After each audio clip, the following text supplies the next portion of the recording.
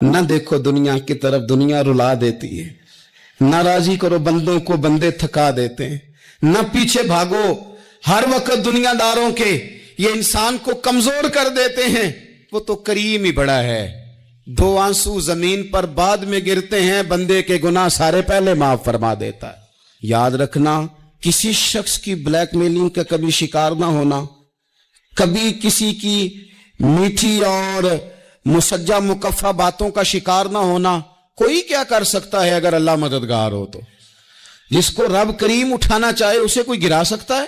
ہم یہ ڈرے ڈرے سہمے پریشان فیصلہ کرنے کی طاقت نہیں، مجھے چلنا چاہیے کہ نہیں، اٹھنا چاہیے کہ نہیں، کرنا چاہیے. اٹھ باندھ کمر کیوں ڈرتا ہے؟ پھر دیکھ خدا کیا کرتا ہے. حضرت عبداللہ ابن عباس فرماتے ہیں میرے نبی پاک علیہ السلام نے میری تربیت فرمائی کہ نوجوان دوست میری بات لکھ لیں، پریشان لوگ میری بات لکھ لیں، جن کے پاس قوت فیصلہ نہیں وہ اس بات کو لکھ لیں. حضرت عبداللہ ابن عباس فرماتے ہیں میرے نبی پاک علیہ السلام نے مجھ سے فرمایا تھا، عبداللہ سن، اگر ساری دنیا مل کے تیرا کوئی نفع کرنا چاہے، کر نہیں سکتی جب تک میرے رب کی رضا نہ ہو. اور فرمایا ساری دنیا مل کے تیرا کچھ بگاڑنا چاہے تو عبداللہ بگاڑ نہیں سکتی جب تک رب کریم کی حکمت کا تقاضا نہ ہو. لوگوں سے ڈرنا، لوگوں کی طرف دیکھنا، ماحول دیکھ کے اپنے راہ کا تعین کرنا، ہر بندے کے خیالات کے مطابق ڈھلنے کی کوشش کرنا، فلانا نہ ناراض ہو جائے، فلانا نہ ناراض ہو جائے، وہ جس نے ہونا ہو جائے، بس رب رسول ناراض نہ ہو. اپنی زندگی میں اپنے مالک کو مولا جان کے، بل اللہ مولاکم، اللہ تمہارا مولا ہے، وَهُوَ خَيْرُ النَّاصِرِينَ، وہ بہترین مددگار ہے. توجہ جب بھی کریں رب کی جانب کریں. اپنے دل کا قبلہ درست رکھیں، سوچوں کے زاویے سیدھے رکھیں. میرے بھائی، مالک جب بندوبست کر دے نا، جب مالک بندوبست کر دے، پھر ایسا بندوبست کرتا ہے کہ لوگوں کے پاس نا چارہ نہیں رہتا. حضرت مریم رضی اللہ تعالی عنہا پاک باز تھیں، مسجد میں رہی تھیں، پر مالک کی حکمت کے تقاضے بڑے عجیب ہے نا. پھر جناب مریم کو اللہ تعالیٰ نے بغیر شوہر کے اولاد عطا کر دی. یہ بات ہی ایسی تھی، وہ کسی نے کہا تھا کہ مخلوق تو فنکار ہے اس درجہ کے پل بھر میں سنگے در کعبہ سے بھی اصنام تراشے، تم کون ہو کیا چیز ہے داغے کبابی. لوگوں نے تو مریم پہ بھی الزام تراشے.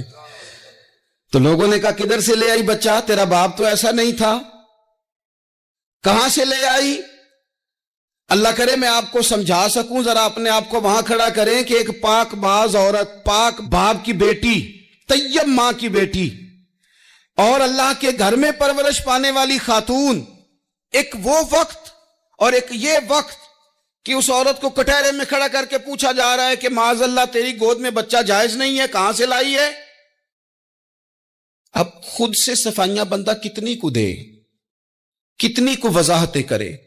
اور میں نے تو اپنی زندگی میں دیکھا ہے زیادہ وضاحت دینے والے کو بھی لوگ جھوٹا سمجھنے لگ جاتے ہیں.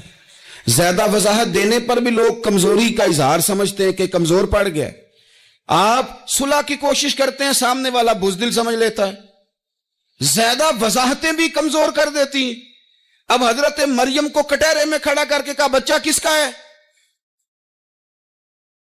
تو پھر خدا بندوبست جب کرے، اللہ جب مددگار ہو، تو پھر حضرت مریم کی گواہی درختوں سے نہیں دلوائی، اس نے پتوں سے نہیں دلوائی، پھر فرشتے نہیں بھیجے. حضرت مریم کہنے لگی مجھ سے نہ پوچھو، وہ جو پنگوڑے میں ہے اسی سے پوچھ لو، ان سے پوچھو نا وہ کون ہے، پوچھ لو ان سے، کر لو سوال. انہوں نے کہا پنگوڑے میں چند دنوں کا بچہ، یہ جواب دے گا؟ مددگار تھا رب. ان کی برات کا اعلان کرنا تھا مالک نے، اور جب مالک اعلان کر دے، جب مالک تیری صفائی دینا چاہے، جب مالک تجھے دنیا کے سامنے نکھارنا چاہے، تو پنگوڑے میں لیٹے حضرت عیسیٰ بول کے کہنے لگے انی عبداللہ آتانی الکتاب، فرمایا میں اللہ کا بندہ ہوں، رب نے مجھے کتاب عطا کر کے نبی بنا کے دنیا میں بھیجا ہے. میں اللہ کا بندہ ہوں، کتاب لے کے آیا ہوں، نبی بن کے آیا ہوں. پھر پنگوڑے سے اعلان ہو گیا، پھر بچہ بول پڑا. اور یہ ایک دفعہ نہیں بات ہوئی، یہ بنی اسرائیل میں ایک جریج نام کے شخص بھی تھے جو نماز پڑھ رہے تھے. بعض نے لکھا ہے نفل نماز تھی. اماں نے پکارا تو آئے نہیں, تو ماں کے منہ سے نکل گیا تو اتنی دیر تک مرے گا نہیں جب تک کسی بے حیا عورت کا منہ نہ دیکھ لے.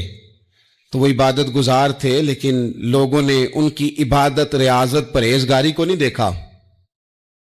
بس ایک عورت کو بھیج کے الزام لگوا دیا. وہ عورت آیا جایا کرتی تھی, اب آ جاتی ہیں عورتیں, مسئلہ پوچھنے کی نیت سے بھی آ جاتی ہیں. ماحول میں کچھ جگہ ایسی بھی ہیں جہاں عورتیں دم کرانے کے بہانے آ جاتی ہیں. وہ خاتون آتی جاتی تھی اس خانقاہ پہ, آستانے پہ, یہ بخاری میں موجود ہے.